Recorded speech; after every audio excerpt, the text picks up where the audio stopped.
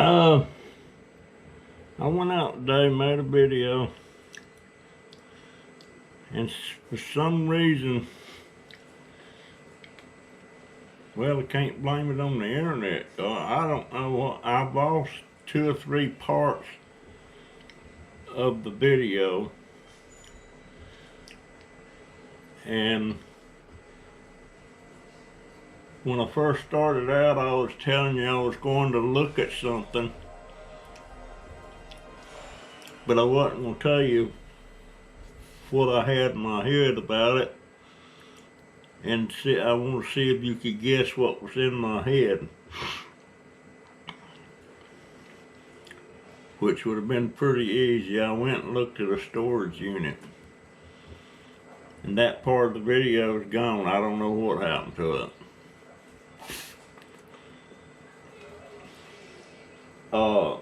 And then another part, I had a friend, wasn't a close personal friend, but just a friend. I've known him for over 30 years. He committed suicide. So in this video I'm talking about my dad, because my dad did suicide too, and how it affects the family and everything. And so that's just, I can't remember everything I lost on that video, but I lost, and it was 2 ladies that I passed on the street. They were black ladies, and seemed like they was arguing. They was kind of big, you know, obese.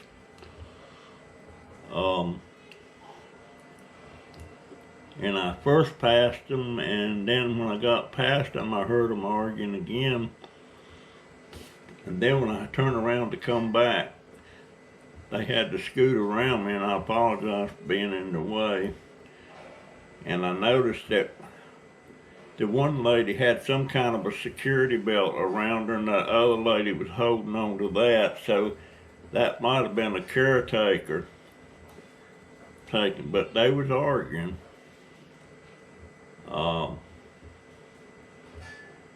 But yeah, my dad committed suicide. I feel like it was a selfish thing to do, but on the other hand, I understand how he was fighting that alcoholism all his life. I never knew him when he wasn't an alcoholic, as far back as I can remember, which should be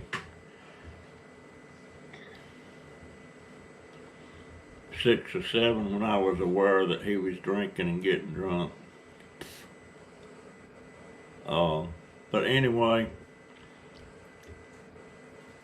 I'm discussing my dad's suicide and how it affected us and everything. I just wanted to, because his piece is missing, and I don't want to go back out and try to make it over and all that stuff.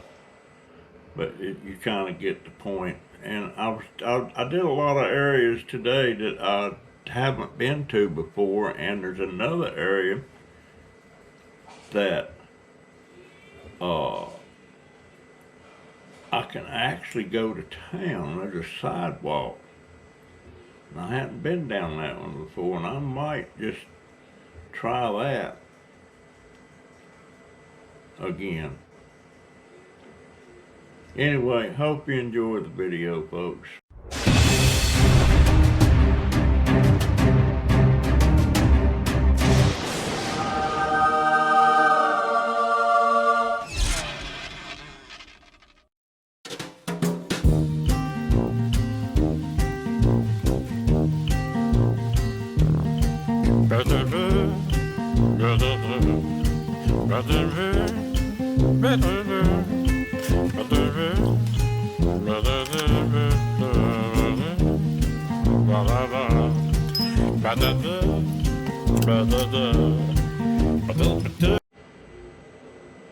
You know, it just occurred to me. Let's see, tomorrow's 1st, 2nd, 3rd, 4 days. 3 days actually, I'll be 80 years old. I guess I need to sing happy birthday to me. Maybe I'll do a live on Thursday. Yeah, I'm gonna do a live. I'm gonna do a live stream. Oh, yeah, that's what I'm gonna do for my birthday. GoPro, stop recording. All right. I'm thinking again. Daughter's thinking again.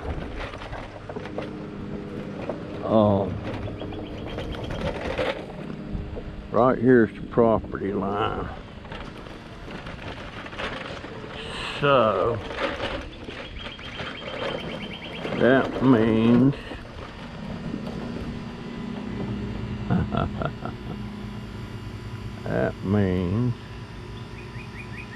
I've got a pretty good spot right here.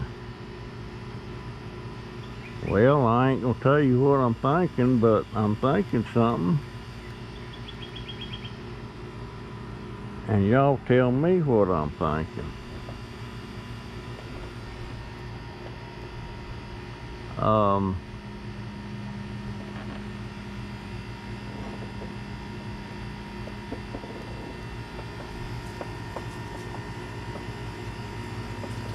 That's my bedroom window right there. Am I recording? Yeah, I'm recording. Yeah, that's my canopy job off of there. I wonder what they're planning on doing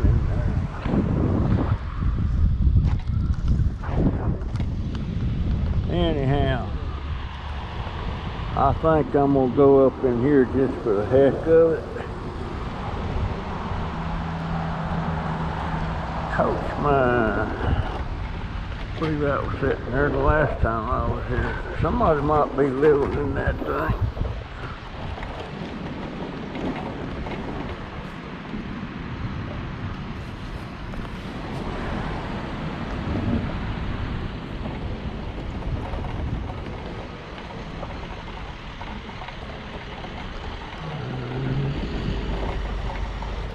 UPS, do not deliver packages here. Apartments are in the rear, 1 through 14.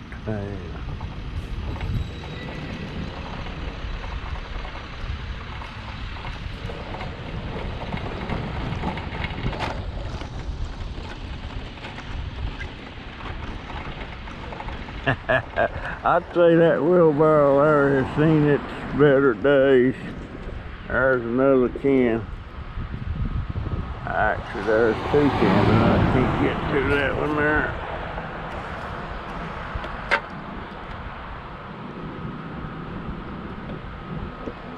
Can't get to that one.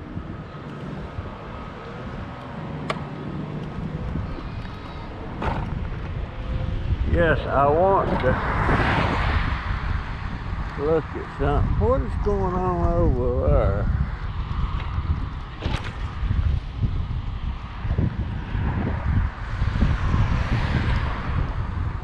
No telling. I ain't no help. Now to cross 200, I don't want that. I want this one here. To cross 28.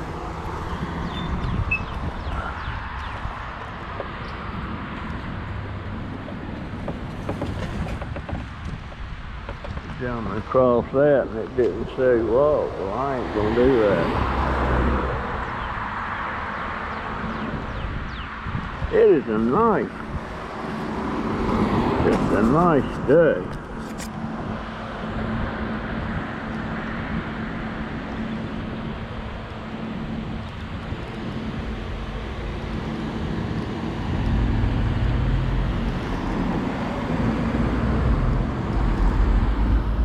You know what?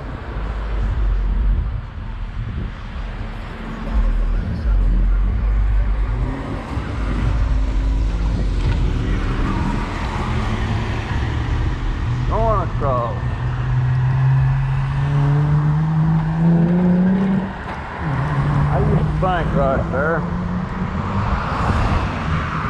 Pretty good while ago.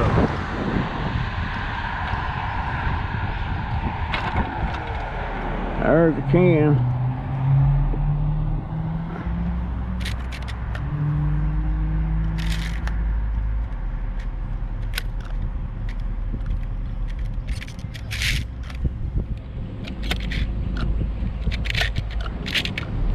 Well, shoot.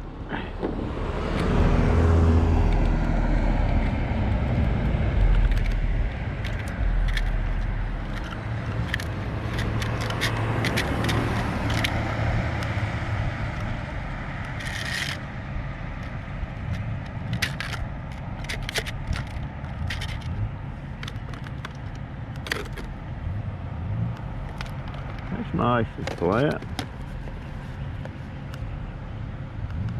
I think I just seen one back there.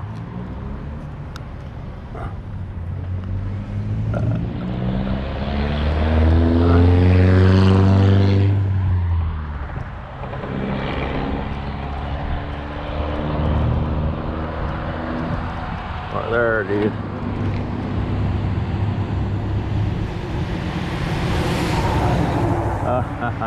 That's a rusty can. I don't need that.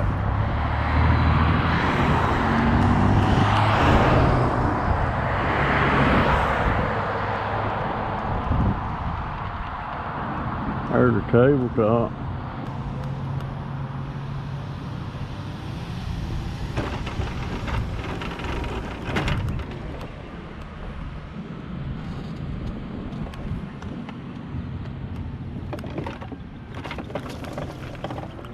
Now, I'm gonna be looking at something, and y'all tell me in the comments below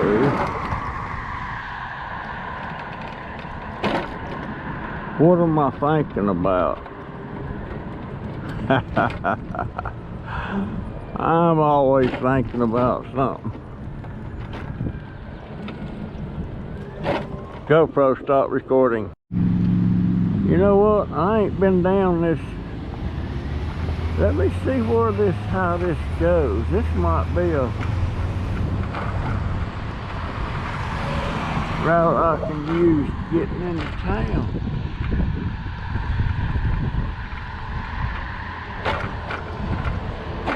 Call me call. I went in there talking to them people many years ago about something mechanical, auto and brakes. I can't remember what it was.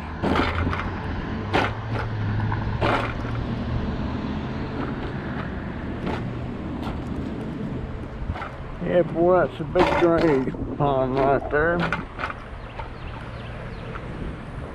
I have seen that thing full of water at times over the years.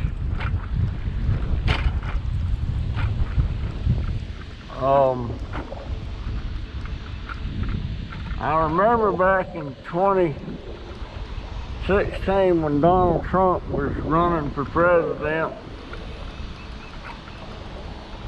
and he stopped here in Ocala, and you wouldn't believe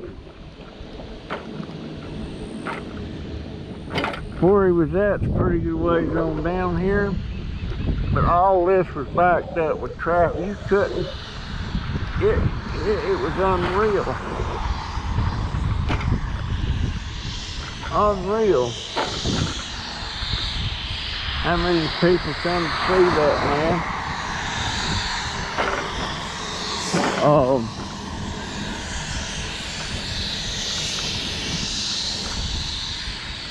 Yeah, well, where the sidewalks, I can get around pretty good.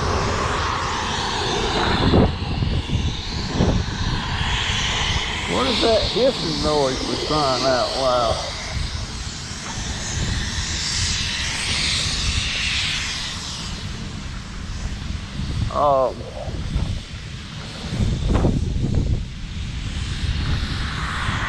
Yeah, right over there is where he did his little Trump rally thing over there.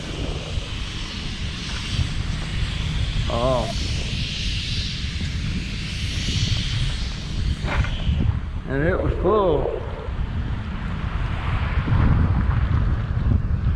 I mean, it was full.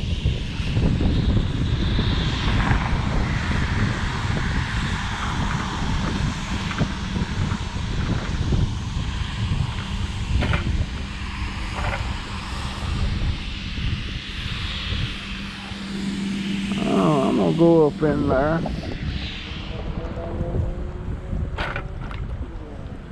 No COVID testing. Oh, this is where they had that drive-through.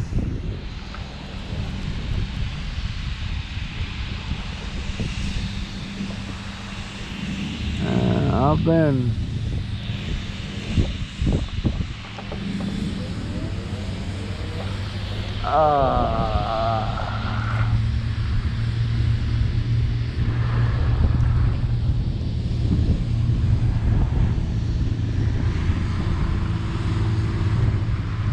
how about this? I never thought about coming down in here, but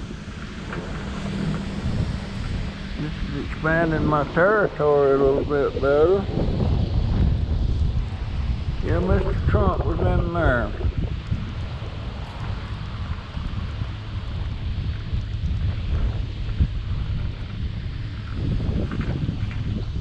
They have quite a bit going on in here every once in a while.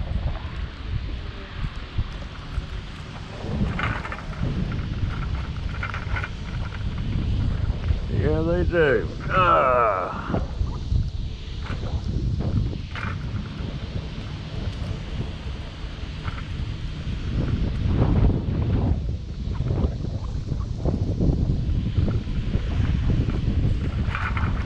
Southeastern Livestock Pavilion.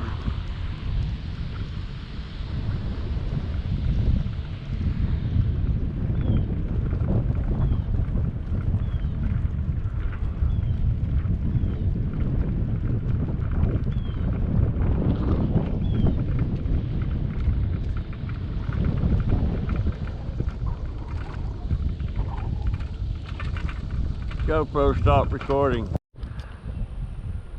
Alright, there's a chin. I'll go ahead and take it.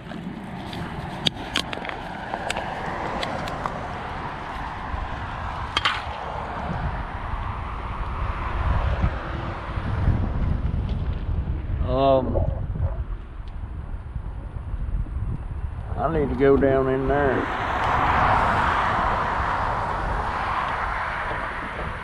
There's another can.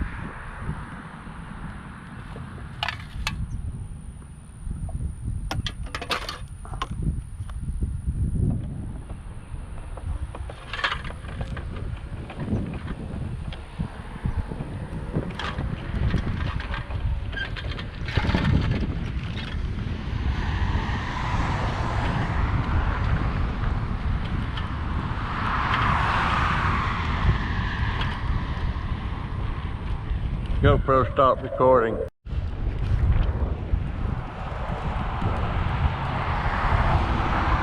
And there is Ron Butler, the man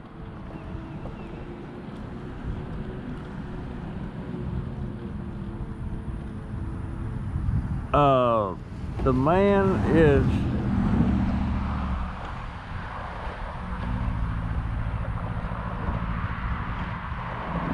should I say a liar, not truthful. He has a house that we was looking at to rent back when we was trying to find a place. And we paid the fee, you know, all must go, no reason, lawful refuse, bull crap.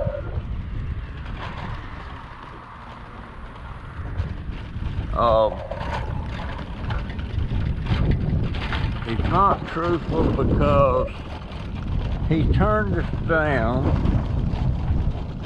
There's a laundromat. He turned us down after taking $90 application fee. Said we had a eviction, not conviction. We had an eviction, and right off the bat, we knew that was a lie, because we've never had an eviction, never had one. And I think he might have turned us down, because when we was over here, I made the statement. I said, we kind of have something in common. I said, you rented a unit here at one time with Ron Walker to put an upholstery shop in there, and Ron Walker had been working for me. And I think he judged us by how Ron Walker did when he was there. Ron Walker screwed him out of a couple of months rent or something like that. But that's what, and the dang sidewalk just ended right there. So much for me. So much for me going any further. There's a Boost Mobile and a 7-Day food store.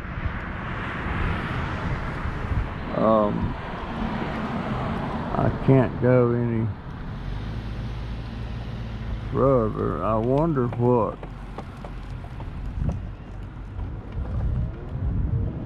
I wonder where that goes. Let's see. It might. Since I'm out exploring, let's just see where it goes. It's a sidewalk. Boost Mobile.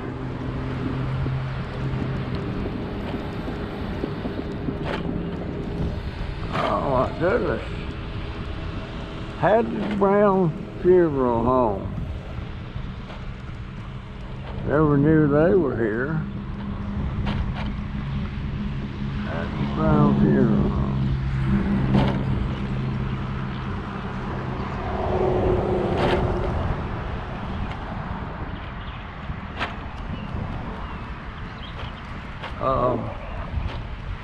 Yeah, he said we had an eviction. Outright lie.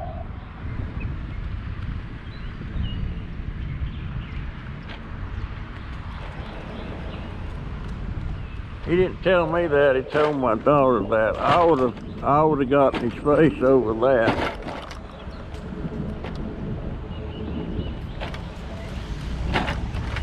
I would have sure got, oh, Bengal Animal Hunt.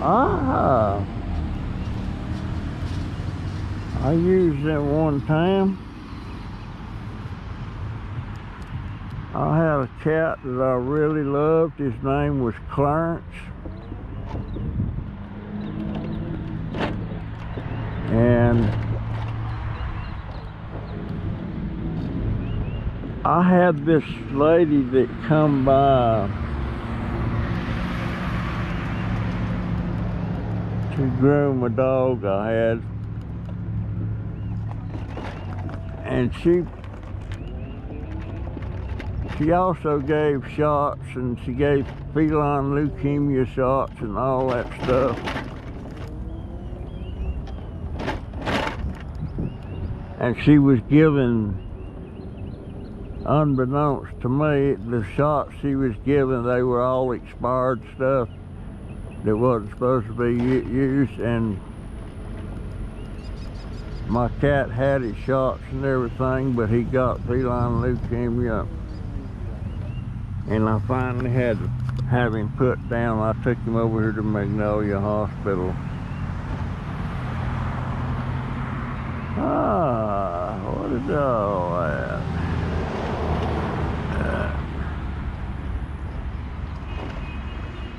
I'll bet you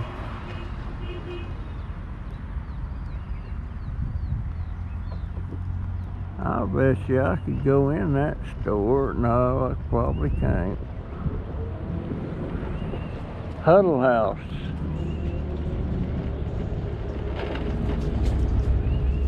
It ain't cheap to go in there and eat a meal, I can tell you that.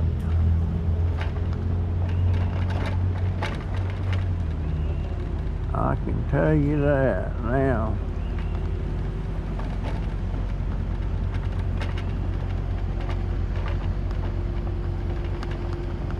They're not very busy.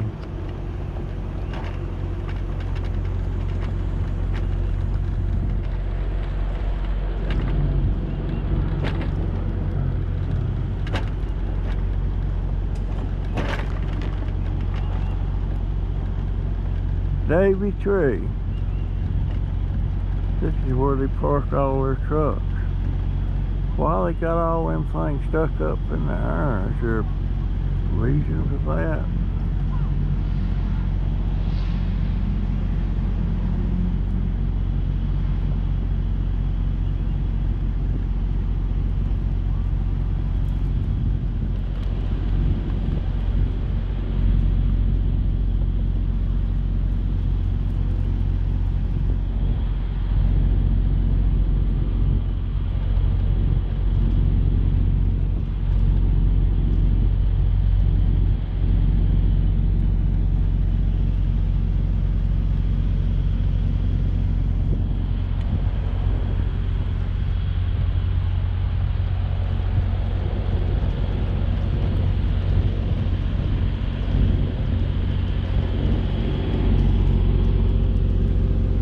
I hear the motor running.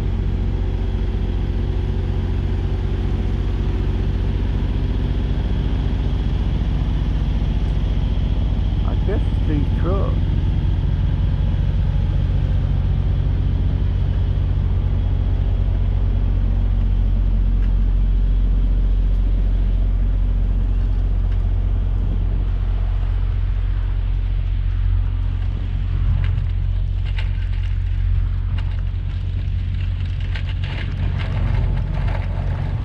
Davy Tree. I see your trucks around a lot.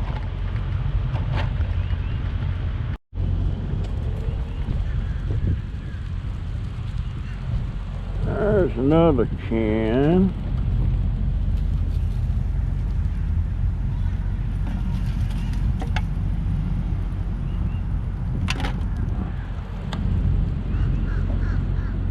Do I see another can in there?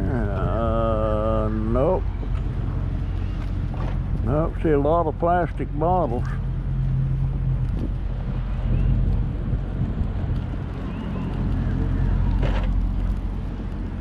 Okay.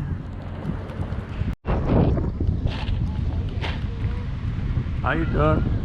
Yes.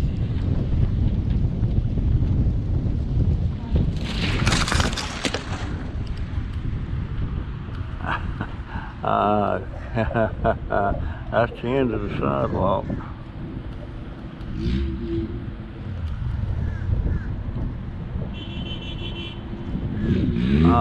Yes. Oh shoot, I'm over here at the main dang road.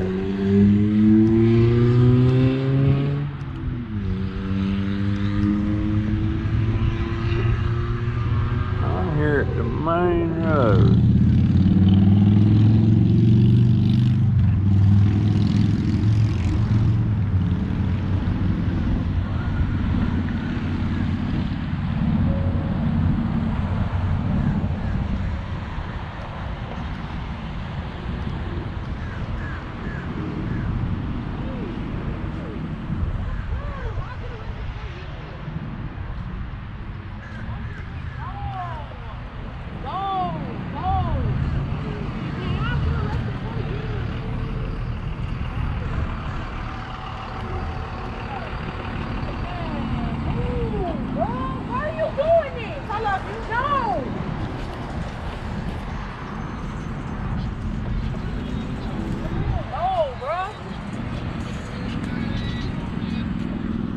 I see you. There you go. I'm sorry I'm in your way.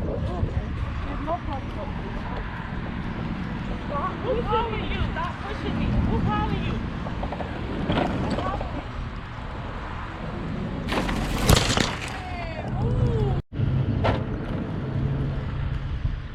I seen where a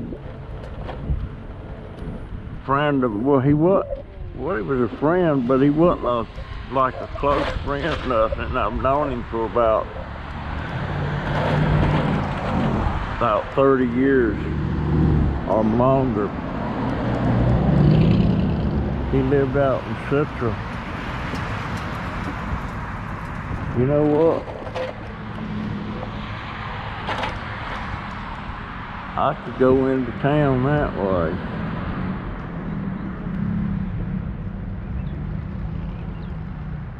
I don't see a walk.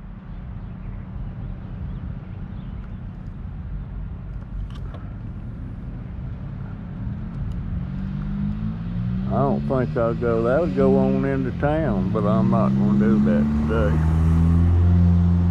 Let's see if that works.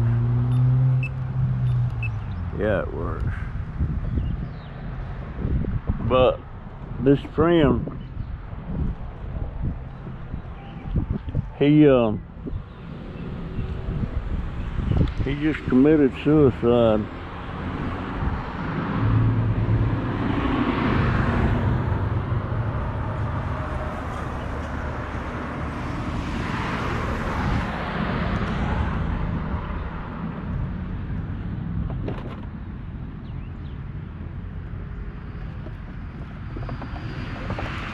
Just committed suicide, and I guess he was probably about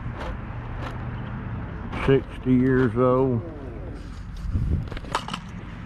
Now it dropped it, and I don't have a pickup stick to pick up my pickup stick. He committed suicide, and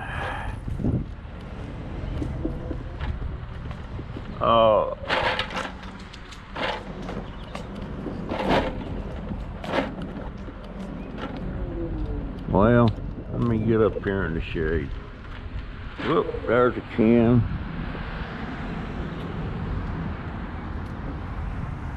Yep, that's a can. Let's see if I can get it.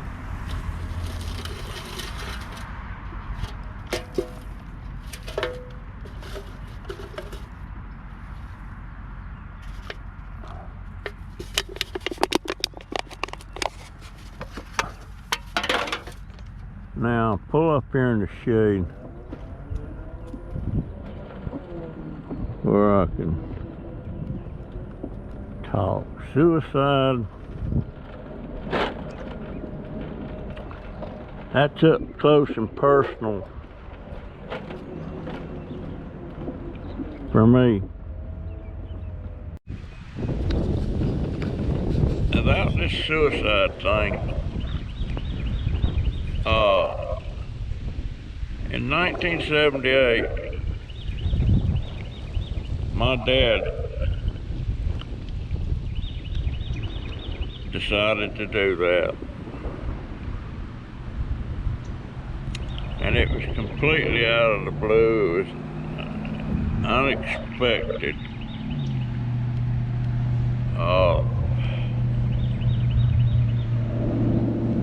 I think when somebody in your family decides to do that and does it,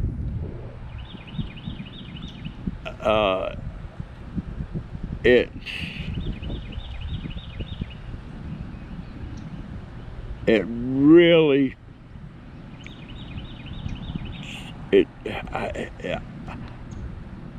I feel cheated not to have my dad. There's a little sparrow of some kind.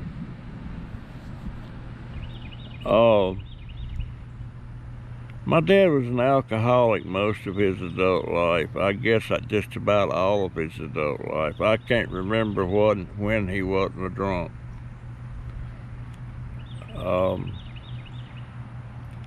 And sometimes he would get off that bottle and go months. About the longest I ever know of him being dry was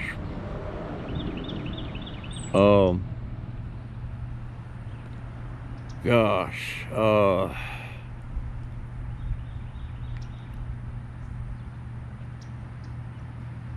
probably belong about 1975, something like that. But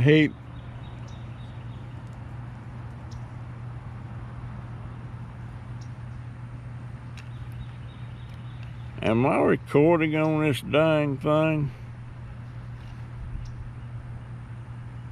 Yeah, I'm recording.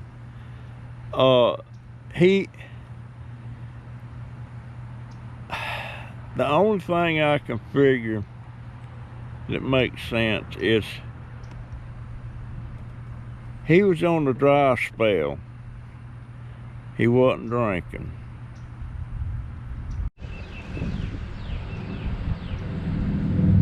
On a Saturday morning, he went into town. He got him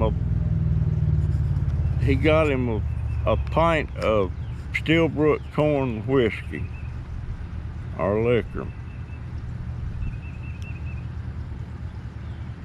He got home, he drank about a third of that bottle,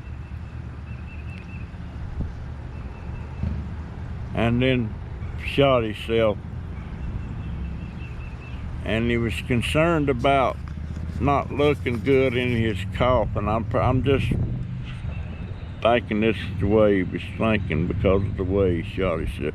He shot himself in the heart, in the chest, not in the face. He didn't, you know, I'm thinking, knowing how he thought about things, he wanted to look good in his casket.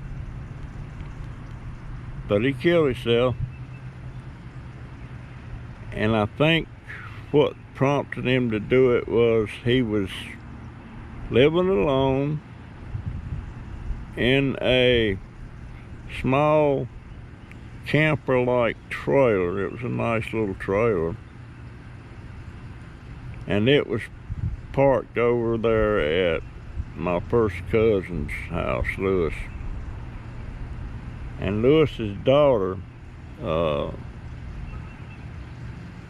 found him. He hadn't come over for breakfast or anything, so she went over to see about him, and she found him.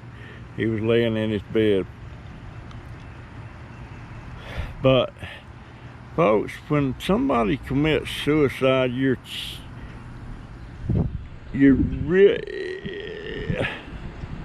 it's almost like they want to punish the family or something. I don't know, but I mean, it is hard on the family. It is hard because a lot of us don't know if we could have done something or what.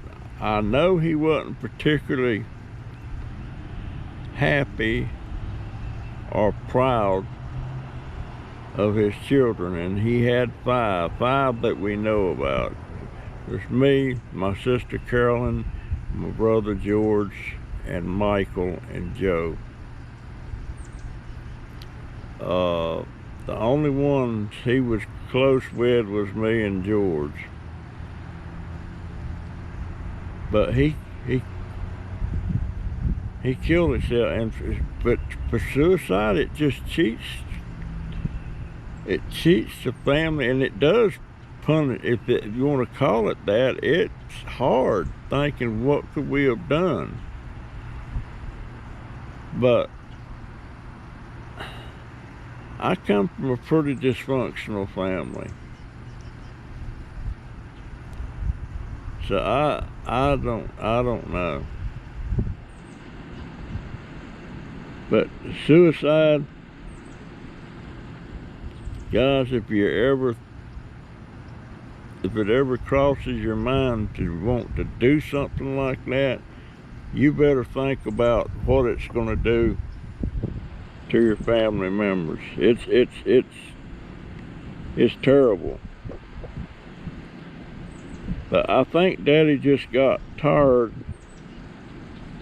of fighting that bottle. He wanted to be off of it so bad. And he'd get off and then he'd get back on. And I remember one time, now he was working for his nephew, which is Lewis, my cousin. Lewis owned a big construction type company called IPK, and what they did, they made new roads, you know, the curb and gutter and the concrete and all that stuff, and that's what they did. And Daddy was one of his foremen.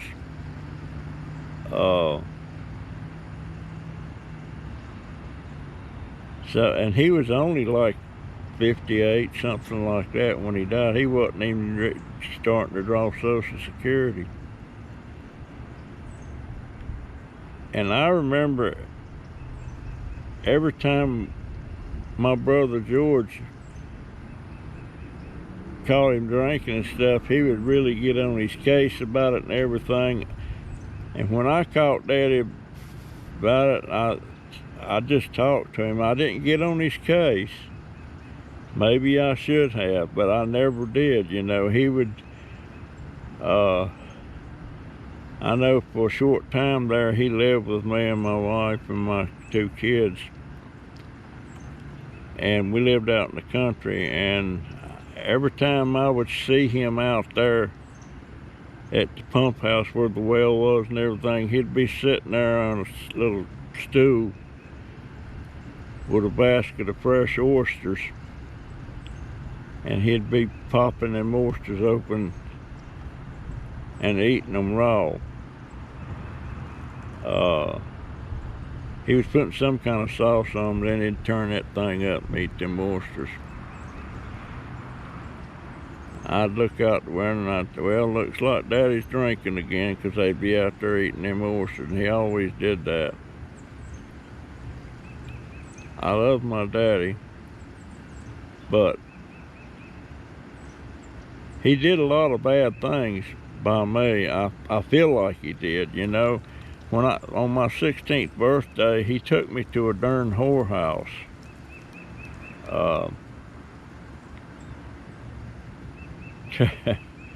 That was, I could not believe it. 16 and took me to a grown-ass woman. Whew. Her name was Goldie. And there won't nothing gold about it, I'll tell you. But he did. That's what he took me for my birthday. And I'd already been out on a date that night with my girlfriend, you know, and had a nice time and everything. And I don't mean me and my girlfriend was having sex or anything like that. We just had a nice time. And then when I got home, he was sitting in there waiting on me. Says, come on, I want you to take me somewhere. And that's where we went. He didn't have a driver's license. He couldn't drive. I was his only transportation. And actually, I wasn't supposed to be driving on my own because I was just on a learner's permit. And I was supposed to have a licensed driver with me when I was out driving, but I didn't. But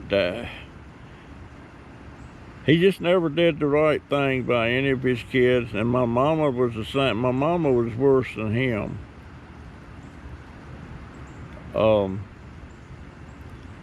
Gosh, folks,